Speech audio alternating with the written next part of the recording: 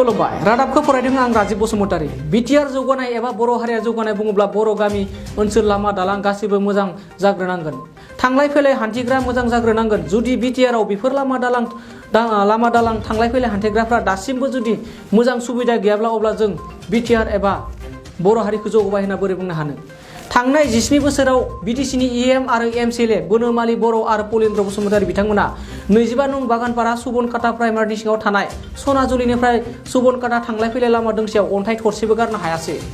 दालांनि थाखाय इथा थरसेबो गारनो हायासै नाथाय आथिखालनि बिटिआरनि खुंथायनि गोहोआव थानाय बिटिआरनि बुंथिगिरि कातिराम बर' बिथाङा हागोन ना बे लामायाव अन्थाइनि जायगायाव सिसि ब्लक लाबोनो औवा दालांनि जायगायाव आरसिसि दालां बानायनो हागोन ना बेखौ समाजसो मिथिसिगोन बे दोंसे लामाजोंनो रोजा रोजा फरायसाफोरा हान्थिनानै फरायसालि कलेज थांनांगौ जायो बे दोंसे लामाजोंनो 108 गारि खारनांगौ जायो नाथाय सोरखारनि नोजोराव मानो गोग्लैया बेफोरबायदि गोग्लैसोनाय ओनसोल आरो जायगाया आरो माब्ला गोग्लैगोन बेफोरबायदि गोग्लैसोनाय लामाया सोरखारनि नोजोराव बेखौ समाजसो मिथिसिगोन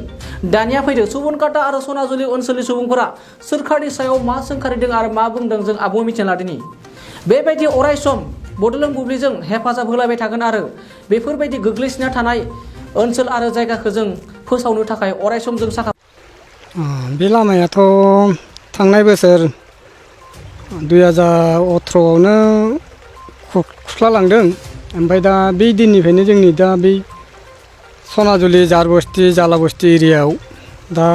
थांलाय फैलाय लामानि थाखाय बिराद उसुबिदा आरो दिनैसिम आगोल बिपिएफनि दिनावबो खननै खनथामसो बिदिनो बायख्लादोंमोन ओमफ्राय दा बिसोरो ओरैनो माबा खालामनानै मा होनो बिदिनो बाला एसे हा बे खुरखानायखौ एबारजों बे लामाया खननै जाबाय खनसेखौ बिपिएफनि दिनाव बेखौ खोबाय दा गोदानै जोंनि इउपिपिएल सरकार फैनायनि इलेक्सननि आगोलनो एमसिएलएआबो बुंदोंमोन आं सरकार फैयोब्ला नोंसोरनि लामाखौ फार्स्टआव बेखौनो मावग्रोना होगोन बा एमएलएआबो बुंदोंमोन बे बाथ्राखौनो आं जुदि देरहालाङोबा बे लामाखौ नोंसिनि फार्स्ट बे सनाजुलियाव थांलाय फैलाय लामाखौ जिबायदि खस्थ' नुबाय गावसोरबो फैनानै नुलांबाय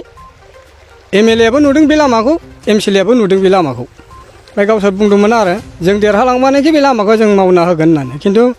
सोदों होनदों दे माबायदिसिम नंगौना नङा दिनैसिम थारमाने बे लामाया जाफुंथ'वाखै आरो दा जोंनि बे सनाजुलि जारबस्ति एरियानि लोमजानाय साजानाय मालाबाफोर 108फोर लेंहरनो गोनांबाबो दिनै गारिया हाबलांनो हाया आरो बेजों लोगोसे फरायसा गथ'फोरा जोंनियाव गैयाबाबो 10-12 खानसो गामि दं सुपा फिसा दिनै स्कुलाव थांनो माने बे लामानि थाखायनो थारमाने बिराद उसुबिदा आरो सरकारखौ मा खालामनो सानो जोंनि मथेथ' दा सरकारा थब मावनांगौ दा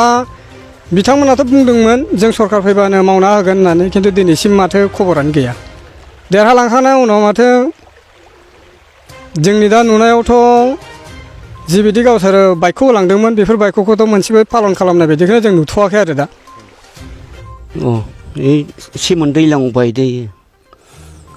बिराद खहा जालांदों इखै गायनो हायाखै फुनो हायाखै माइखौ ओरैबायदि आलाय सिलाय जादों गोदाव सोराव ओरैबायदि घटना बे जे औवानि दालां होदो बेखौ सोर होदो जों गामिया होदो जारबस्तिया बे